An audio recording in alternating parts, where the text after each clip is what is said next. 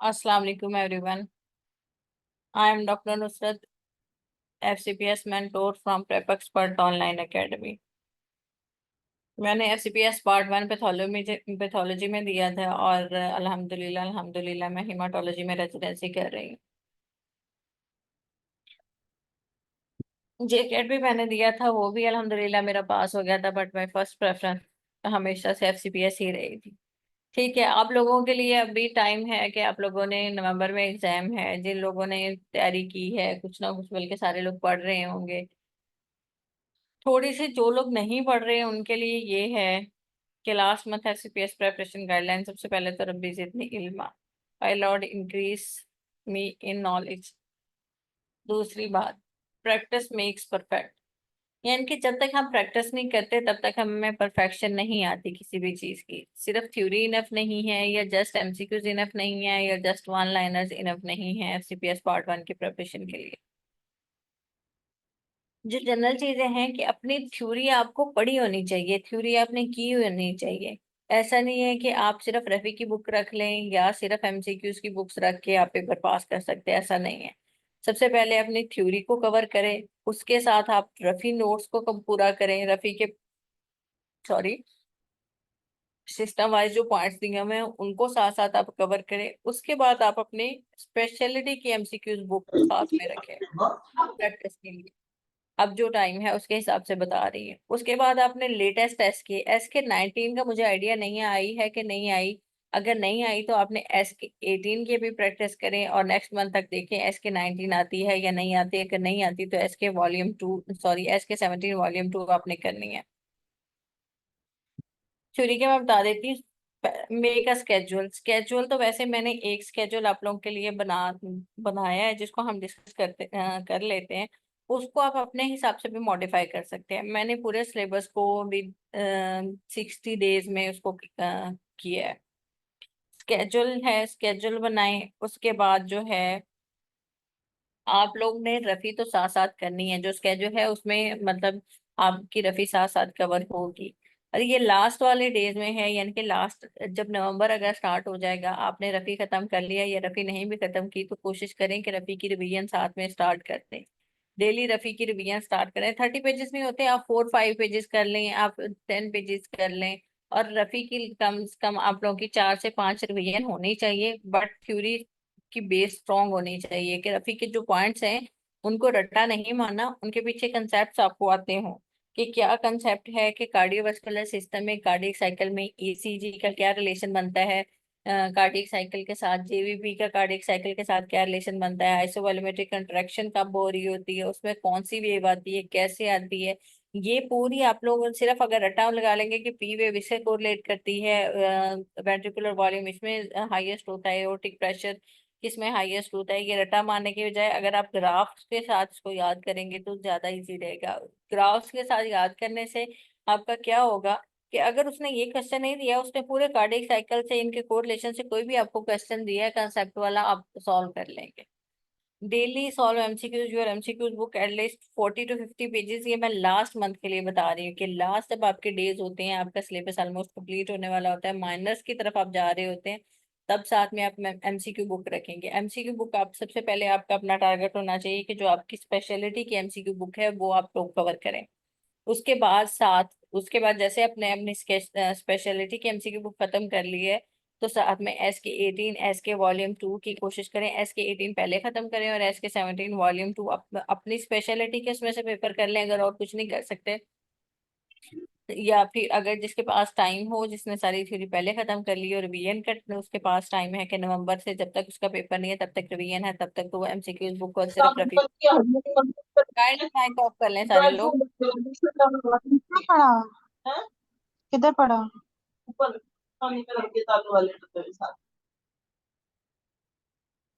Sorry, mics of नहीं करते। और अपना टारगेट बनाए कि आपने बुक्स कितना टाइम रिवाइज करनी है। ये नहीं करना कि आपने ये मैंने कह दिया कि आपने एमसीक्यू बुक पढ़नी है तो आपने एमसीक्यू बुक जस्ट एक बार पढ़ लेनी है, गो थ्रू कर लेनी है, वैसे पेपर पास नहीं होता। एमसीक्यूज या तो एमसीक्यूज करें पहली दफा में ही, आप इतने अच्छे से एमसीक्यूज करें कि आप उस बुक को एक नजर खोल के देखें तो आपको बहुत सारी चीजें समझ में आ जाए। पहली दफा एमसीक्यूज बहुत अच्छा करने का तरीका, हाउ टू सॉल्व एमसीक्यूज, मेरा वेबिनार ऑलरेडी है। उसमें अगर शॉर्ट से एग्जांपल मैं आप लोग को दे देती हूँ, जैसे हम लोग एमसीक्यू सॉल्व करते हैं कि एमसीक्यू की स्टेटमेंट पढ़ी है, उसके हिसाब से हमने जो करेक्ट होता है हम उस पे तो अपने रीजन बिठा लेते हैं कि इसके साथ ये रीजन है। Let's suppose acid base balance का है तो हम कहते हैं इसकी पीएच कम हो रही है, यहाँ पे कार्बोनिक एसिड ज्यादा यानी कि हाइड्रोजन वॉश आउट नहीं हो रही, बॉडी में स्टे कर रही है। लंग्स का इशू है तो इसको रेस्पिरेटरी एसिडोसिस है। बट बाकी ऑप्शंस क्यों ठीक नहीं है उस सिनेरियो के हिसाब से, वो आप लोगों के माइंड में होना चाहिए कि अगर इसमें मेटाबॉलिक एसिडोसिस साथ में होता, मिक्स्ड रेस्पिरेटरी और मिक्स्ड रेस्पिरेटरी और मेटाबॉलिक एसिडोसिस कैसे आता, उसका सिनेरियो कैसे आता। जब ये पूरी ब्रेनस्टॉर्मिंग आप करेंगे, उसके बाद अगर आपको टाइम नहीं भी मिलता इतने अच्छे एमसीक्यूज करने के बाद, तो तब कुछ नहीं है। अदरवाइज अगर आपने पहली दफा जस्ट गो थ्रू किया है कि आपने एमसीक्यूज पढ़ा है, उसका जो सही ऑप्शन है आंखें बंद करके उसको देखा है, और आपने ये नहीं एवेलुएट किया कि बाकी ऑप्शंस क्यों ठीक नहीं है, तो फिर आपको at least 6 to 5 times books revise करनी चाहिए। और जितनी बार आप एमसीक्यू बुक रिवाइज करेंगे और इसी मेथड से अगर आपने फर्स्ट टाइम में बुक पढ़ी है और थोड़ा सा टाइम लगा के पढ़ लिया है कि जो ऑप्शन ठीक नहीं है उनकी आगे भी पेंसिल से आपने रीजनिंग लिख दी है कि ये ऑप्शन क्यों ठीक नहीं है।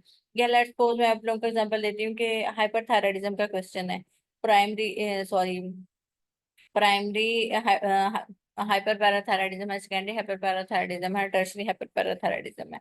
अब आप लोग को क्वेश्चन आया है प्राइमरी का और उसके अंदर ऑप्शंस में ये भी है कि सेकेंडरी हाइपर पैराथायराइडिज्म है, टर्शरी हाइपर पैराथायराइडिज्म है, तो आप लोग उसके साथ ये मेंशन कर लें कि सेकेंडरी का सिनेरियो आएगा तो वो कैसे चेंज आएगा, उसके स्टेटमेंट में क्या क्या हो सकता है, टर्शरी का कब आ सकता है, सेकेंडरी की अंडर ट्रीटमेंट के बाद या इम्प्रॉपर ट्रीटमेंट के बाद हो सकता है, रीनल फेलियर में सेकेंडरी जाके टर्शरी में चेंज हो सकता है। तो ये आप लोगों के माइंड में एक दफा एमसीक्यू सॉल्व करते हैं, जब ये आप सारी रीजनिंग बना लेंगे तो नेक्स्ट टाइम जब आप उस एमसीक्यूज को करेंगे तो आप एक एमसीक्यूज हाइपर पैराथायरिज्म के एमसीक्यूज के साथ उसकी सारी टाइप्स आप लोगों को कवर हो जाएंगे अगर आपने पहली दफा में उसके साथ पॉइंट्स लिख लिए हैं। ये होता है एमसीक्यूज अच्छे से सॉल्व करने का तरीका, थोड़ा टाइम टेकिंग है लेकिन आप लोग करेंगे। अब आप लोगों के पास टाइम कम है, इसमें ये नहीं करना कि एक दिन पढ़ लिया एक दिन छोड़ दिया। I know life is tough and life is a race, कि हम लोग क्या कर रहे होते हैं, बहुत सारे लोग जो हैं, फैमिलीज हैं, मैरिड हैं, बच्चे हैं, जॉब्स हैं, टाइम इतना नहीं निकलता। डेली आके ये कह देते हैं कि चलो इस अटेम्प्ट में नहीं होगा तो अगली में देख लेंगे, but don't go for another attempt, go for this attempt. आप कोशिश करें आप जितना पढ़ पाते हैं उसको मैक्सिमम दें। आपके पास 3 घंटे निकलते हैं, 4 घंटे निकलते हैं, आप मैक्सिमम 5 घंटे आप लाजमी स्टडी के लिए निकालें। और जैसे एमडी कैट में एग्जांपल देती होती हूँ हमेशा, जब भी गाइडलाइन या बताती हूँ कि हम लोगों ने एमडी कैट जब दिया था तो तब कितनी मेहनत की थी, कितना पढ़ा था। अब भी एक स्टूडेंट की तरह जब तक नहीं पढ़ेंगे तब तक पेपर नहीं पास होगा ये। अब तो वैसे ही थ्योरी आ गई है। ये एमसीक्यूज बुक्स हैं, आप लोगों को इसका आइडिया होगा कि मेडिसिन के लिए एसके मेडिसिन होती है और इसके साथ जो लेटेस्ट बुक है वो SK 17 Vol. 2 और SK 18 है अभी तक। सर्जरी वालों ने SK सर्जरी साथ लास्ट में रखनी है, एनेस्थीसिया वालों ने SK एनेस्थीसिया, गायनी हाउस वालों ने SK पिंक करनी है, रेडियोलॉजी वालों ने SK रेडियोलॉजी करनी है, साइकेट्री जिशान में से कर लें। और मोस्ट इम्पोर्टेंट एरिटा, यानी कि इनके जो एमसीक्यूज के पॉइंट्स बाद में करेक्ट होते हैं वो अपनी बुक पे पहले से मेंशन कर लिया करें। अपनी एनर्जी उस बात पे वेस्ट नहीं करनी जिस बात के लिए पहले से सोल्यूशन है, कि एक एमसीक्यूज है उसका एरिटा में वो चेंज हो सकता है, या बुक की थ्योरी के साथ आपको लग रहा है ये इसका ठीक है तो उस पर बहस नहीं करनी। या कुछ होते हैं जिनकी बुक्स में भी अनडिसाइडेड होता है, कि जैसे कार्डियोवास्कुलर सिस्टम में आप लोग देखें कि हार्ट की कौन सी आर्टरी कहाँ से राइज कर रही होती है, इसकी इंसिडेंस होती है कि 80% होती है या 10% होती है, इतने परसेंट इस पर्सन में हो सकती है, इतने परसेंट में राइट से लेफ्ट कहाँ कहाँ से राइज कर सकती है। ये न्यूमेरोलॉजिकल क्वेश्चन है जो डिफरेंट बुक्स में डिफरेंट तरह दिया हुआ होता है। उसके अभी तक पीछे जो एनाटॉमी वाले हैं उन्होंने भी कोई क्लैरिटी नहीं दी हुई, ऐसे एमसीक्यूज पे बहस करके अपनी एनर्जी वेस्ट नहीं करनी। ऑप्थेल्मोलॉजी वाले रामेश पास पेपर करेंगे, ईएनटी वाले निगार नोट्स करेंगे, और पैथोलॉजी वाले एसके पैथोलॉजी। हाँ, ये बिल्कुल लास्ट मंथ का है, अगर आप लोग कहेंगे तो मैं आगे बता देती हूँ आप लोगों को। जो बिल्कुल लास्ट मंथ है, जो कोई स्केड्यूल नहीं फॉलो कर सके, आप आगे जब 40 डेज रह जाएंगे उसमें अपने 3 to यानी कि लास्ट मंथ में, नवंबर के शुरू में, अगर थ्योरी कंप्लीट नहीं हुई तो 3 से 4 दिन में, नवंबर के स्टार्ट के लिए ये बता रही हूँ, स्केड्यूल कि आप लोगों ने तब क्या करना है। तब आप लोगों ने 3 से 4 दिन यानी कि नवंबर में आपने कोशिश करनी है जितना अर्ली हो सके आप अपना सिलेबस खत्म कर लें, थ्योरी खत्म कर लें। उसके बाद डेज डिवाइड कर लें, स्टडी आवर्स और सिलेबस डिवाइड करके अपने स्केड्यूल बना लेना है और अपने स्केड्यूल को कंसिस्टेंटली फॉलो करना है। कंसिस्टेंसी इसमें जो है आपका कांस्टेंट रहना, ये की है सक्सेस की एफसीपीएस पार्ट 1 के लिए। चाहे आप डेली आप टाइम दे रहे हैं, आप ड्यूटी पे जाते हैं, फैमिली के साथ हैं, बट आप डेली टाइम निकाल रहे हैं अपनी स्टडी के लिए, आपकी स्टडी स्पीड भी बढ़ती है, आपके कॉन्सेप्ट्स भी स्ट्रांग होते हैं, आपको खुद पे कॉन्फिडेंस भी आता है कि मैं डेली कर रहा हूँ, हाँ मेरा इतना कवर हो गया, इतना कवर हो गया, इतना कवर हो गया। शुरू शुरू में लगता है कि बहुत बड़ा सिलेबस है, ये सब कवर नहीं होना, लेकिन जब हम चीजें कवर करना शुरू करते हैं तो कवर हो जाती हैं। और लास्ट मंथ में मैं आप लोगों को बता देती हूँ, ये एक बहुत नेचुरल फीलिंग है। मैं ड्यूरिंग माय प्रिपरेशन मुझे भी ये फील आती थी कि जब एंड वाले डेज चल रहे थे तो मेरे माइंड में था कि मेरी बहुत सारी चीजें डेफिशिएंट रह गई हैं। मैंने फर्स्ट एड को पढ़ा है, लेकिन फर्स्ट एड में तो भी तो बहुत सारी चीजें और पढ़नी थी, बल्कि उसको दोबारा से रिवाइज करना था। ये नेचुरल फीलिंग है, बंदे को एंड पे आके लगता है मेरी तैयारी बहुत डेफिशिएंट है, अभी मैंने बहुत सारा और पढ़ना था, वो मुझसे पढ़ा नहीं गया, तो अब पता नहीं मेरा क्या बनेगा। इस बात से परेशान नहीं होना, आपने अपने स्केड्यूल के साथ पढ़ना है। उसके बाद आप एमसीक्यूज बुक्स कर रहे हैं, रिवीजन कर रहे हैं, उस पर फोकस करना है, बजाय इसके कि आप थ्योरी बुक्स खोल के पढ़ना शुरू हो जाए। Before anything else, preparation is the key to success. और more more important, when you believe in yourself anything is possible. सबसे पहले तो अल्लाह की जात पे यकीन रखें, उसके बाद खुद पे यकीन रखें। ठीक है, फिर आप अपनी प्रिपरेशन स्टार्ट कर लें। अब हम लोग आ जाते हैं, थोड़ा सा ज्यादा लंबा हो गया इस पे, स्केड्यूल पे आ जाते हैं मेरे ख्याल में। 1 मिनट में शेयर कर लेती हूँ।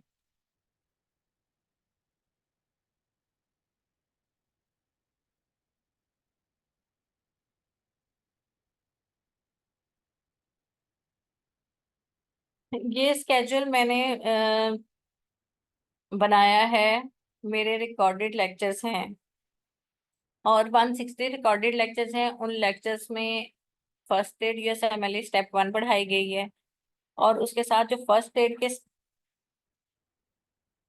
2 मंथ्स में आप फर्स्ट एड यूएसएमएल स्टेप 1 पढ़ें। मैं अपने लेक्चर्स के हिसाब से बता रही हूँ कि लेक्चर्स के हिसाब से, वो तो मैंने आप लोगों के सेल्फ स्टडी के लिए पीछे आप लोगों को मोटिवेट कर दिया है। हाँ, ये मेरे रिकॉर्डेड लेक्चर्स हैं, उनकी सब्सक्रिप्शन है, और उसके साथ मैंने एक स्केड्यूल लिंक करके बनाया है। उसके साथ लिंक करके इसलिए बनाया है कि उसमें मैंने पढ़ाई हुई है, फर्स्ट एड यूएसएमएल स्टेप 1 से पढ़ाया हुआ है, और साथ में रफी के पॉइंट्स टॉपिक वाइज ऐड हैं।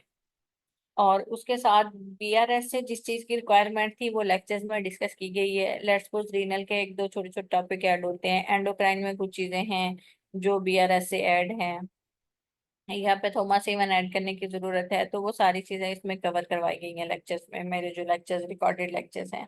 और उसमें एस के किम लास्ट से रिविजन नोट्स की जहाँ जरूरत पड़ी वो भी ऐड है, डबल ए के एमसीक्यू जहाँ पे समझाने के लिए ऐड करने की जरूरत पड़ी वो भी ऐड है, और टॉपिक वाइज रफी साथ साथ में ऐड है।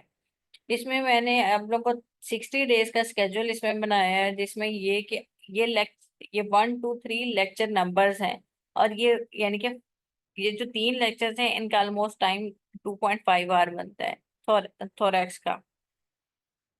और इसमें 2.5 आवर बनता है, अगर आप डेली आप अपने 2 2.5 घंटे यानी कि आप लेक्चर सुनते हैं, आप थोरैक्स का पूरा लेक्चर कवर है, फास्ट एड से कवर है, और साथ में रफी से भी कवर है। तो फास्ट एड और रफी से आपने लेक्चर सुन लिया है, उसके बाद आप यानी कि ये मैंने यहाँ पे एक और स्लॉट था यहाँ पे सेल्फ स्टडी का, वो यहाँ पे बनाया नहीं हुआ, मैं यहाँ पे लिख देती हूँ कि self study.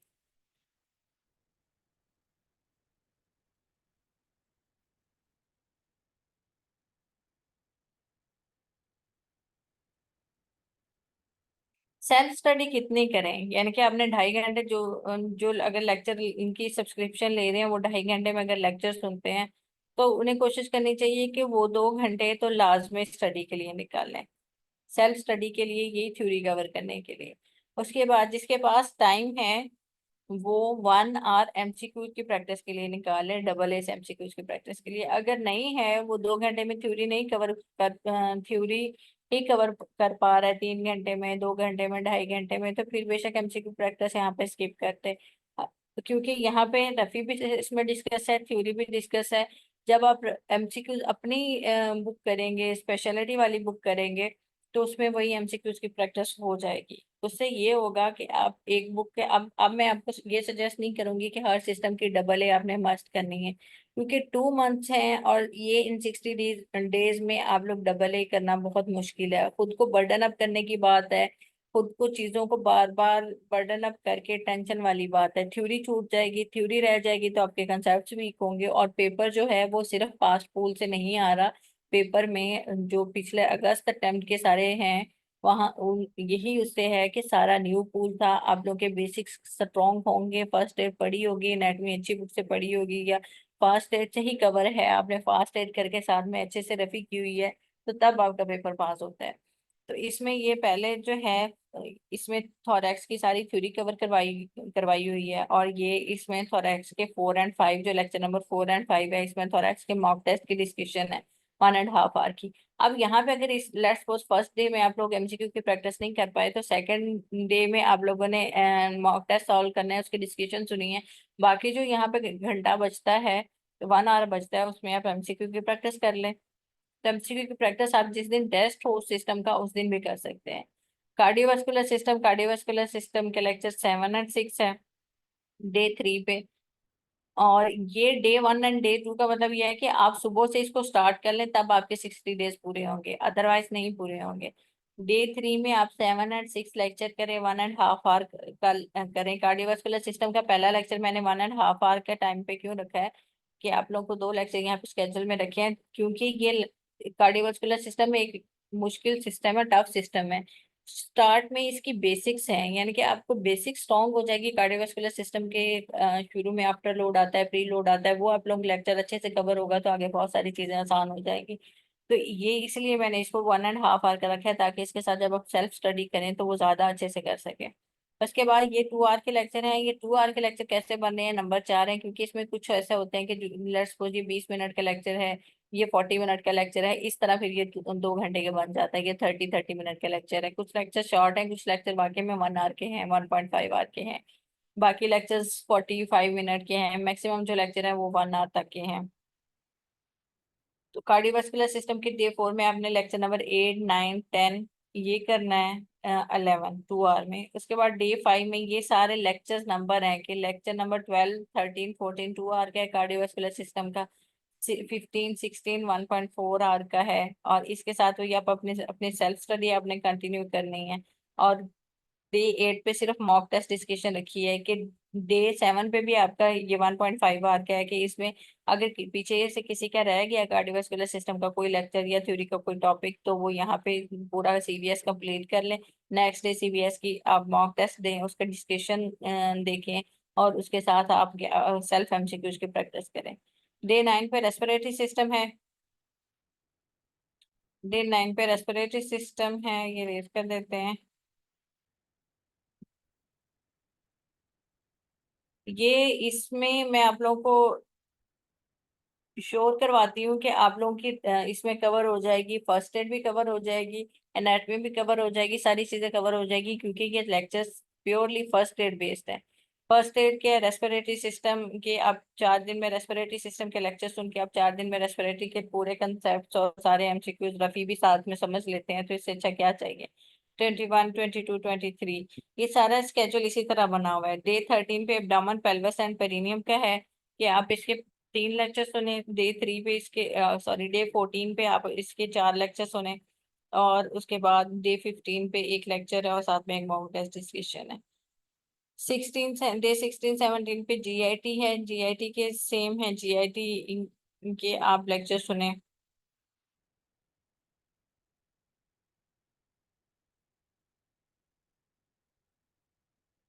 Anatomy first aid से, एनाटमी डिफरेंट बुक से कॉम्बिनेशन में पढ़ाई गई है। फर्स्ट एड यूएसएमएल स्टेप 1 के टॉपिक्स भी ऐड है उसमें, उसमें फास्ट एड भी ऐड है, और इवन उसमें रफी भी ऐड है। और जहाँ पे डायग्राम्स की जरूरत है वो बिग स्नैल से डायग्राम साथ में एक्सप्लेन है। और बाकी ये मैं उसके लिए बता रही हूँ, डायग्राम्स के लिए जीआईटी लीवर वगैरह के लिए वहां से डायग्राम ऐड है। और जो है उसका, सॉरी, अपर लिम लोअर लिम, अपर लिम लोअर लिम में नर्व लीनियर्स जो है वो मस्कुलोस्केलेटल सिस्टम में फर्स्ट एड से ऐड की गई हैं, रफी ऐड की गई है, शेल्फ नोट्स ऐड किए गए हैं। जहाँ पे नर्वस सिस्टम में आप लोगों के एस्केकिम लास्ट एज रीजन नोट्स ऐड है, बीआरएस फिजियोलॉजी से ऐड है, फास्ट एड से ऐड है, पूरी neurology first aid USMLE step 1 से कवर करवाई गई है। जीआईटी सेम इसी तरह जीआईटी का पूरा फर्स्ट एड से कवर करवाया गया। रिप्रोडक्शन सिस्टम जो है उसको वो अलग नहीं दिया हुआ कहीं पे भी, वो बीआरएस फिजियोलॉजी में अलग नहीं है, और रिप्रोडक्शन सिस्टम फर्स्ट एड में दिया हुआ है, तो सारा फर्स्ट एड से करवाया हुआ है सिस्टम ये। रीनल सिस्टम जो है, रीनल सिस्टम को बीआरएस से भी साथ में कवर किया गया है और फर्स्ट एड से पढ़ाया गया है। और एसिड बेस बैलेंस बहुत अच्छे से 2-3 लेक्चर हैं एसिड बेस बैलेंस के इसमें, कि ये सारा यानी कि आपने डे 22 से डे 26 तक आपने रीनल और उसका मॉक टेस्ट भी दे लेना है। डे 27 पे एंडोक्राइन है, एंडोक्राइन एंडोक्राइन में भी same first aid USMLE step 1 cover करवाई गई है, रफी कवर करवाई गई है, और बीआरएस फिजियोलॉजी से भी टॉपिक्स ऐड है। न्यूरो और हेड एंड नेक के लेक्चर्स कंबाइन हैं, क्योंकि मैंने न्यूरोलॉजी और हेड एंड नेक कंबाइन करके ही पढ़ाया है सारा। इसमें मैं हेड एंड नेक के अलग से कोई लेक्चर्स नहीं देती, ना मैंने बनाए हुए हैं, क्योंकि मैं हेड एंड नेक साथ में कंबाइन करके ही बता देती पढ़ा देती हूँ। नेक ट्राइंगल सारी चीजें, नर्वस सिस्टम में भी first aid USMLE step 1, BRS, Rafi points, SK Kim last stage revision notes, और इवन में भी कुछ टॉपिक्स फास्ट एड से भी ऐड हो एनाटॉमी के लिए। नर्वस सिस्टम का डे 39 तक आपका नर्वस सिस्टम हो जाएगा। उसके बाद हिमाटोलॉजी, हिमाटोलॉजी पेथोमा के एडिशन, पेथोमा और फास्ट एड दोनों से, सॉरी फर्स्ट एड और पेथोमा दोनों के कॉम्बिनेशन पे पढ़ाई गई है। अपर लिम लोअर लिम रफी भी करवाया हुआ है, और इसमें सारी चीजों के यानी कि फास्ट एड से डिस्कशन है और साथ में फर्स्ट एड दोनों बुक्स ऐड हैं। मस्कुलोस्केलेटल सिस्टम तो पैथोमा पे ही है, वहां से कवर किया गया है, और यहाँ पे जो रिक्वायरमेंट है फर्स्ट एड से, वो भी टॉपिक्स मस्कुलोस्केलेटल सिस्टम के लेक्चर में ऐड है। Microbiology first aid USMLE step 1 से जितने टॉपिक्स रिक्वायर हैं सबके लिए वो सारे ऐड हैं। इवन जिसने पैथोलॉजी में एग्जाम देना है वो भी यहाँ से कर सकता है। चार्जेस आपको एंड पे मैं बता देती हूँ। बायो केमिस्ट्री और जनरल पैथोलॉजी के लेक्चर हैं, जनरल पैथोलॉजी के अलग लेक्चर हैं, बायोकेमिस्ट्री के इसमें 1-2 लेक्चर ऐड ऑन होंगे, अब यहाँ पे वो इकट्ठे आ गया है। एम्ब्रियोलॉजी के लेक्चर हैं, एम्ब्रियोलॉजी हाई यील्ड एम्ब्रियोलॉजी से करवाई गई है और साथ में फर्स्ट एड से भी करवाई गई है, क्योंकि फर्स्ट एड के शुरू में एम्ब्रियो के पॉइंट मेंशन होते हैं, तो वहीं से ज्यादा एमसीक्यूज आते हैं, और जनरल एम्ब्रियो जो है वो हाई यील्ड से करवाई हुई है। सेल फिजियोलॉजी तो रफी से ही करते हैं हम, cell physiology, oncology, genetics, immunology, ये इम्यूनोलॉजी के टॉपिक ऐड हैं, इम्यूनो ऐड है। फर्स्ट एड से भी, फर्स्ट एड यूएसएमएल स्टेप 1 से हाइपर सेंसिटिविटी रिएक्शन, और जो चीजें रिक्वायर हैं वो लेक्चर्स में इंक्लूड हैं, और रफी के पॉइंट्स हैं। पब्लिक हेल्थ साइंसेज के रफी से ही पढ़ाए हुए हैं, वो वहीं से आते हैं। बाकी ये डे 57 तक मैंने लेक्चर बनाया, और इसमें मैंने स्पेशली लेक्चर के साथ टाइम खोल के आप लोग का स्केड्यूल बनाया कि एक लेक्चर कितने मिनट का है। कोई भी जो है यहाँ पे स्केड्यूल में ऐसा डे नहीं है जिसमें आपके लेक्चर जो है वो 2.5 आवर से ज्यादा के लेक्चर ऐड हो। 2.5 आवर के आप लेक्चर सुन लें, उसके बाद आप अपने जितना आपने लेक्चर में सुना है वो सेल्फ स्टडी कर लें, और साथ में आप अपने जॉब, जो जॉब पे हैं, फैमिली के साथ हैं, वो ये स्केड्यूल इजीली मैनेज कर सकते हैं अगर वो कंटिन्यूसली उनको 3-4 घंटे पढ़ने के लिए मिल जाते हैं। क्योंकि अगर आपने बहुत अच्छे से लेक्चर सुनते हुए अपने पॉइंट्स नोट कर लिए, लेक्चर अच्छे से सुन लिया, तो आपको थ्योरी पढ़ने में टाइम नहीं लगता। ठीक। और यहाँ पे एंड पे डे 57 तक ये खत्म कर लिया। और जो मैं बात कर रही थी कि नवंबर पे एंड पे, यहाँ पे देखें आप लोगों का हेमाटोलॉजी के बाद अपर लिम लोअर लिम ये सारे माइनर्स एक किस्म के स्टार्ट हो जाते हैं। और यहाँ पे जो आप लोग, अगर आप लोग डे 40 के बाद आपने कोशिश करनी है कि साथ में अपने जो एमसीक्यू की बुक है स्पेशलिटी की, लेट्स सपोज जिसने गायनी में जाना है वो एस के पिंक अच्छे से साथ में एमसीक्यू की प्रैक्टिस, अगर मैं तो ये रिकमेंड करूंगी कि आप लोग यहाँ पे डे 1 में एमसीक्यू की प्रैक्टिस ना अपनी जो स्पेशलिटी की बुक है वहां से ऐड करें, ये सबसे बेहतर आइडिया है। कि जो सेल्फ स्टडी के साथ आपने एमसीक्यू की बुक ऐड करनी है वो एमसीक्यू स्पेशल बुक ऐड करें, कि गायनी वाले एस के पिंक ऐड करें, मेडिसिन वाले एस के मेडिसिन एंड अलाइड ऐड करें। उसमें ये रिक्वायरमेंट नहीं है कि आपने 40-50 पेजेस करने हैं, आप उसमें ये कर लें कि बेशक आप स्टार्ट के डेजों में सिर्फ 4-5 पेज कर लें स्केड्यूल के साथ। जो लोग सब्सक्रिप्शन लेना चाहेंगे बेशक वो सब्सक्रिप्शन के साथ या इसको सेल्फ स्टडी के साथ भी, लेट्स सपोज मैं बताऊं तो आप लोग कर सकते हैं। थोड़ा सा मुश्किल होगा कि अगर उसके बेसिक कंसेप्ट इतने अच्छे नहीं है तो उसको थोड़ा पढ़ने में ये पूरा एक दिन लग जाएगा, मैं ये बता दूं। और कार्डियोवास्कुलर सिस्टम पढ़ने में भी डेफिनेटली फर्स्ट टाइम में टाइम लगेगा, अगर पहले से नहीं पढ़ा होगा। अगर हाँ, जिसने पहले से पढ़ा हुआ है वो इजीली कर सकता है।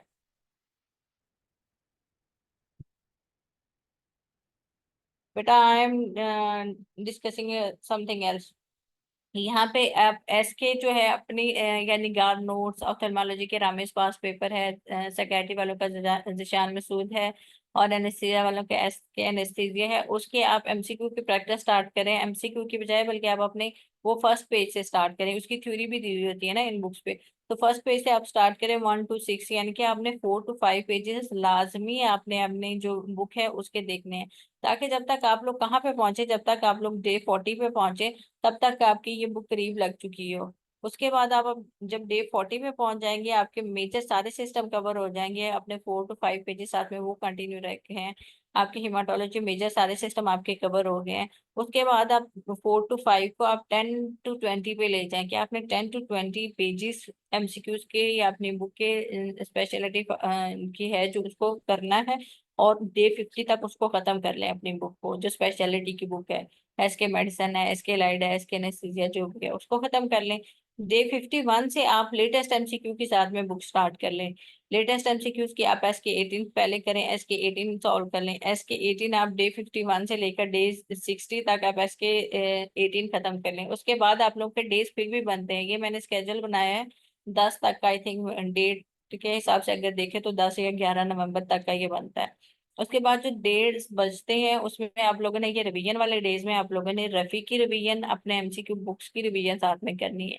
इसके बाद आप लोगों ने थ्योरी बुक नहीं खोलनी कि आपने एक दफा थ्योरी बुक पढ़ ली है तो बार बार उसको ये नहीं करना कि आपको ये टॉपिक नहीं आ रहा वहां से कर लें। हाँ, ये बात है कि आपने एमसीक्यू पढ़ा है, उसकी आप लोग को बिल्कुल समझ नहीं आ रही।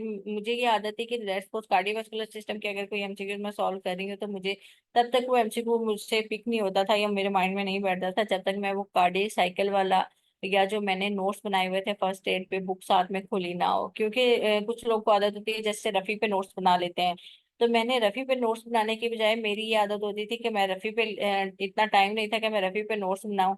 तो मैंने जो है फर्स्ट एड जब पढ़ी थी तो फर्स्ट एड पे जो अपने पॉइंट्स लिखती थी समझने के लिए, वो बुक हमेशा मेरे साथ खुली हुई होती थी। मैं चाहे एमसीक्यूज प्रैक्टिस कर रही होती थी या चाहे रफी पढ़ रही होती थी। उससे ये फायदा होता था कि लेट्स सपोज अगर ईसीजी का कोई एमसीक्यू है मुझे समझ नहीं आया, तो मैं ईसीजी का पेज जल्दी से खोल के वहां से देख लूंगी कि ये ईसीजी में ये पॉइंट्स है। उससे ये होता था कि जो उस एमसीक्यू का पॉइंट है वो भी साथ में कवर हो जाता है, और ईसीजी के पेज पे जब नजर पड़ती है तो उसमें बाकी बहुत सारी चीजें इंसान के नजर से गुजर जाती हैं, तो वो भी एक रिवीजन हो जाती है।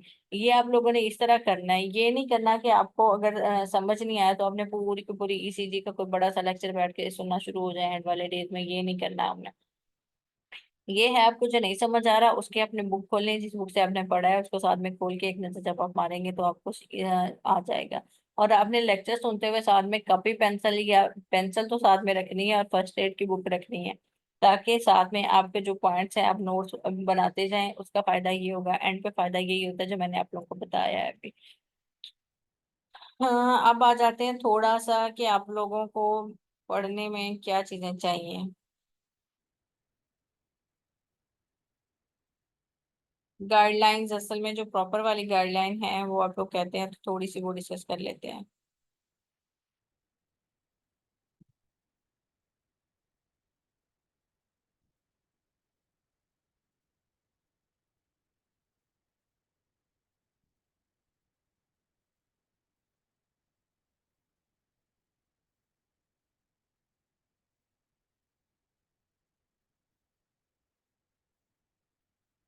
ये तो अब सबको पता है कि एस पार्ट 1 पेपर 1 और पेपर 2 होता है, 100 एमसीक्यू होते हैं, 2 घंटे मिलते हैं। और एक बात बता दो, पेपर सॉल्व करते हुए कभी भी जल्दी नहीं करनी, बहुत टाइम होता है पेपर सॉल्व करने के लिए। आप एमसीक्यूज पढ़ें अच्छे से, उसको एक दफा फुल 100% अटेंशन से उसके सारे लिंक बना के उसको पढ़ के उसका जो एमसीक्यू ठीक लग जो ऑप्शन ठीक लग रहा है उसको क्लिक करें। हाँ, ये भी नहीं करना कि बहुत ज्यादा उसमें अपने कंसेप्ट बाद में कंफ्यूज होकर इसमें अप्लाई करने बैठ जाए, तो ऐसा नहीं करना। क्योंकि जब बार बार कंफ्यूजन में बंदा उसकी लिंक दोबारा बनाता है ना कि लेट्स वो ये कार्डियोवास्कुलर सिस्टम से है तो ये हार्ट फेलियर की तरफ जा रहा है, एमआई है पेशेंट को, एमआई के बाद इन्फेक्टिव एंडोकार्डाइटिस हुआ है या क्या हुआ है, कार्डियक टेम्पोनार्ड का सिनेरियो है, क्या है, उसमें जो मेजर पॉइंट्स है उनको माइंड में रख के वो सॉल्व करना है। बार बार कंफ्यूजन से उसके ऑप्शन चेंज नहीं करते रहना। पेपर 2 में भी 100 एमसीक्यू होते हैं।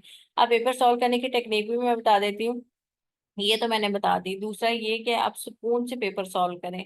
आप ब्रेक लेने का मतलब ये है कि आप अपनी पानी की बोतल साथ रखें, या यहाँ वहां पे वाटर कूलर होता है, उठ के जाके पानी पिए। उससे ये होता है कि आपके माइंड में हम कंटिन्यूसली स्क्रीन पे देख रहे होते हैं जब पेपर सॉल्व कर रहे होते हैं बैठ के, तो आंखें थक जाती हैं, माइंड थक जाता है। जब आप आंखों को झपकें थोड़ा सा सुकून से, और परेशान नहीं होना। लेट्स सपोज पेपर वन और पेपर टू में कोई एक पेपर तो मुश्किल होता ही होता है, थोड़ा सा मुश्किल होता है, लेकिन अगर तैयारी की हुई हो तो वो भी मुश्किल नहीं होता।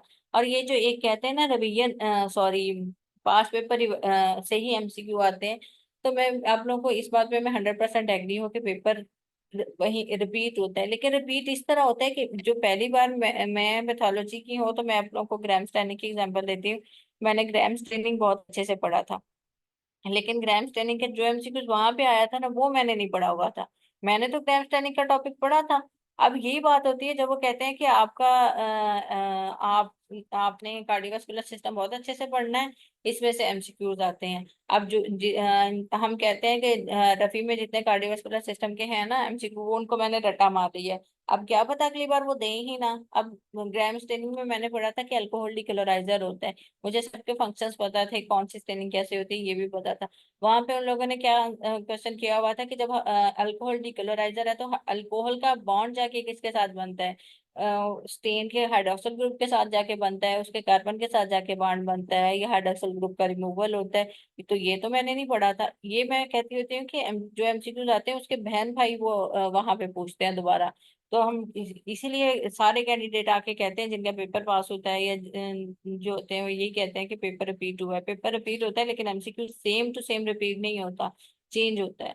जो भी पेपर मुश्किल होगा उसमें परेशानी है ना, वो सबके लिए मुश्किल होगा। आप लोग अपने पूरे मतलब सुकून से पेपर सॉल्व करें, और जो 30 मिनट की ब्रेक होती है उसमें ये नहीं करना कि पेपर वन के एमसीक्यू जाकर डिस्कस करना शुरू हो जाए कि ये आया था ये आया था, ना बुक खोलने की जरूरत है। बस सुकून से आप फ्रेश हो, चाय पिए, अपनी एनर्जी मेंटेन करें, और लाजमी है कि आप कुछ खा लें, चाय शाय पी लें। क्योंकि ये होता है बंदा पहले 2 घंटे में हम घर से भी खा के गए होते हैं, फ्रेश होते हैं, एनर्जी होती है, सॉल्व कर लेते हैं।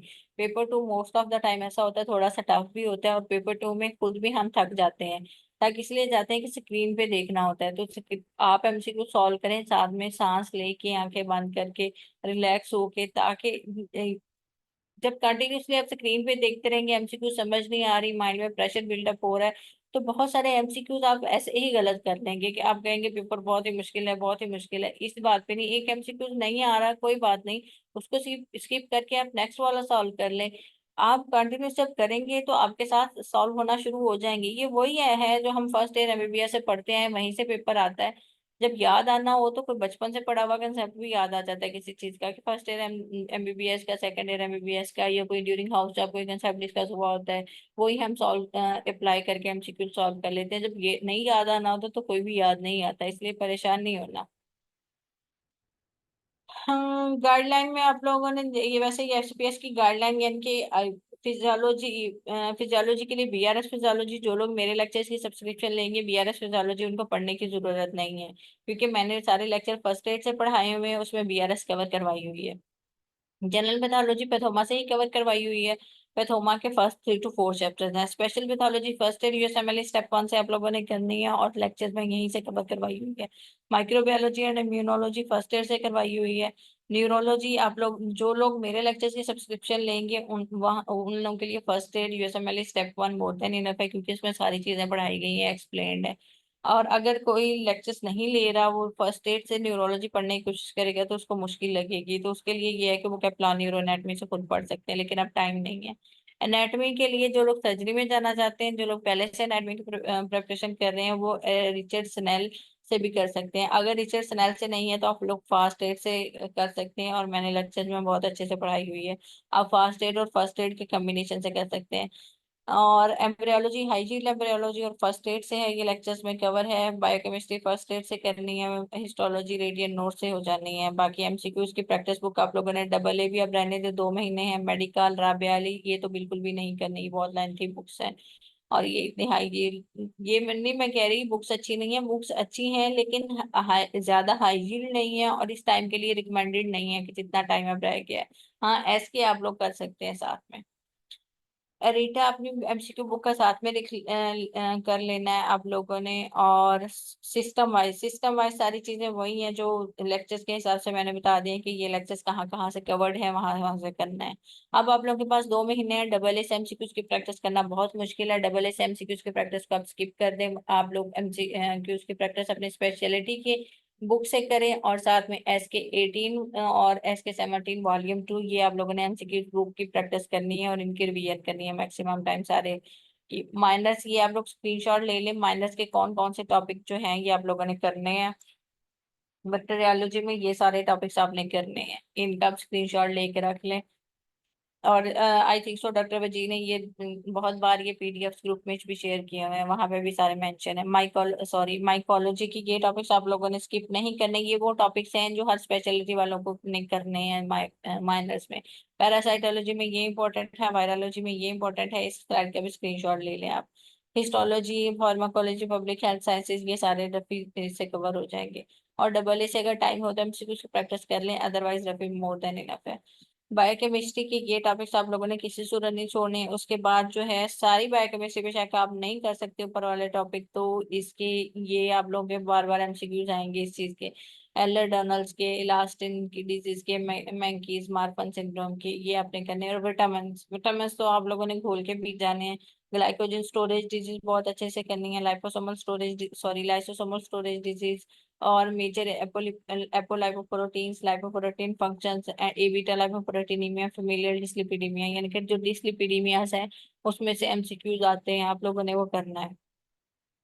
बाकी मेडिसिन और एलाइड वालों ने सेम जैसे जनरल प्रिपरेशन है वैसे करनी है, इसके मेडिसिन साथ में ऐड ऑन करनी है।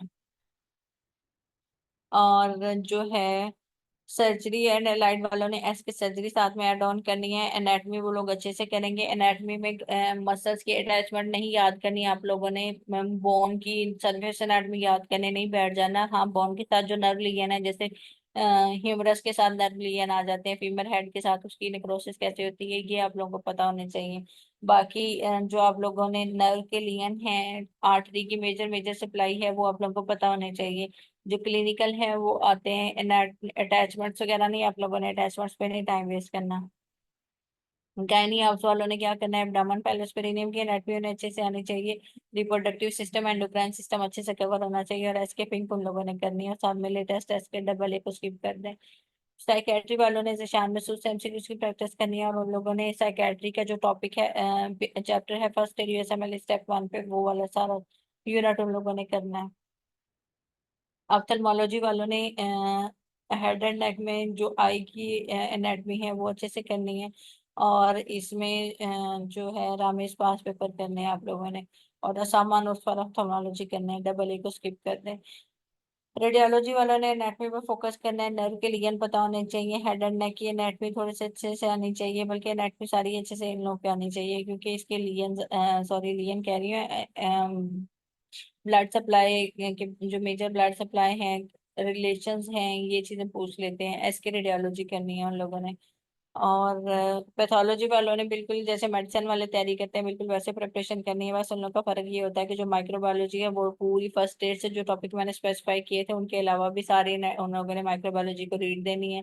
इम्यूनोलॉजी का पूरा चैप्टर करना है आप लोगों ने फर्स्ट ईयर USMLE स्टेप 1 से। माइक्रोबायोलॉजी का भी पूरा चैप्टर करना है। बाकी सेम जैसे मेडिसिन की प्रिपरेशन का मैंने बताया है। अब मेरे लेक्चर में है कि फिजियोलॉजी आप लोगों ने फिजियोलॉजी स्किप नहीं करनी, BRS फिजियोलॉजी स्किप करनी है, वो फर्स्ट एड से हो जाएगी लेक्चर्स करने वालों के लिए। एसके पैथोलॉजी आपने करनी है। राबिया अली और मेडिकल ये आप लोगों ने स्किप कर देनी है। ENT वालों ने सारी चीजें सेम करनी है। एयर की एनाटमी बहुत अच्छे से आनी चाहिए। और निगाह नोट्स के MCQs करेंगे। एनेस्थीसिया वाले एस के एनेस्थीसिया करेंगे। एनेस्थीसिया की ड्रग्स हैं, न्यूरोलॉजी के टॉप चैप्टर के एंड पे वो बहुत अच्छे से करेंगे। फार्मा थोड़ी सी आप लोगों को सारे सिस्टम की ज्यादा अच्छे से आनी चाहिए एनेस्थीसिया वालों को। किसी का कोई क्वेश्चन हो तो पूछ सकते हैं। लेक्चर की सब्सक्रिप्शन के बारे में मैं आप लोग को बता देती हूँ। हमारे रिकॉर्डेड लेक्चर्स 4500 के हैं, और उसमें ये सारी चीजें कवर करवाई हुई हैं जो मैंने गाइडलाइन में बताई हैं, और जो मैं पीछे स्केड्यूल के साथ आप लोग को समझा चुकी हूँ। जो लोग इंटरेस्टेड हो, डॉक्टर वजी का कांटेक्ट नंबर ग्रुप्स में शेयर है, या मैं भी स्क्रीन पे भी दिखा देती हूँ।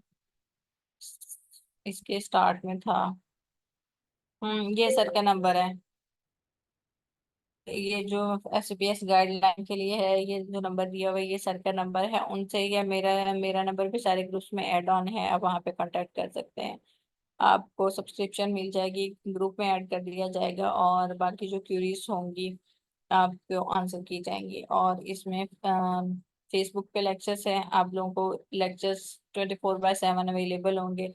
और मॉक टेस्ट लिंक भी शेयर कर दिए जाएंगे कि लेट्स सपोज अगर किसी कोई पहले कार्डियोवास्कुलर सिस्टम नहीं कर रहा, उसने न्यूरो पहले करनी है, तो न्यूरो का मॉक टेस्ट भी होगा। और आपके पास न्यूरो के लेक्चर भी होंगे, तो आप न्यूरो के लेक्चर वही आप बेशक पहले आप कर लें, आप अपनी पेस पे भी स्टडी कर सकते हैं। थैंक यू सो मच, जजाकल्ला।